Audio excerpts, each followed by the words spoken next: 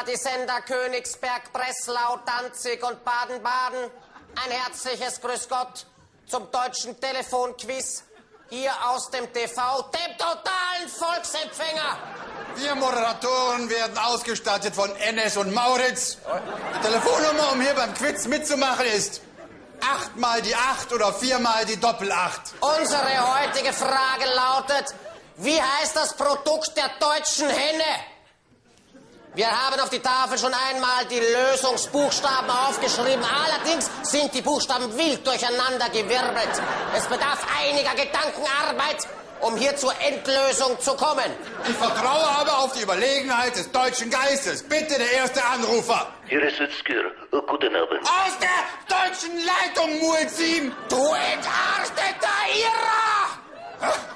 Nächster Anrufer, bitte. Ja, hallo? Name und Dienstgrad sagen, bitte. Hauptmann. Name oder Dienstgrad? Beides. Also Ihre Antwort. Nein, das kann doch nicht so schwer sein. Wie vertrottelt ist das deutsche Volk? Nächster Anrufer, bitte Ihr Versuch. Nein. Um dieses Produkt geht es. So sieht es aus im rohen Zustand. Und so sieht es aus, nachdem es in der Pfanne war. Was suchen wir? Wie heißt das Wort, das wir suchen? Nächster Anrufer, bitte. Nein, das gibt's doch nicht. Noch ein Hinweis von mir. Jeder anständige deutsche Mann hat 2 davon. Na, Springerstiefel. Nein. Es ist zu schwer. Nächster Anrufer. Hier ist nochmal Witzkür.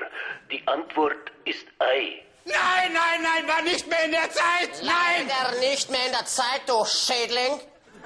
Die Sendung ist aus. Schalten Sie um 24 Uhr wieder ein, wenn Kamerad Stiermann in den Sexualsportclips seine Stange hart wie Kruppstahl zeigen wird. Abmarsch.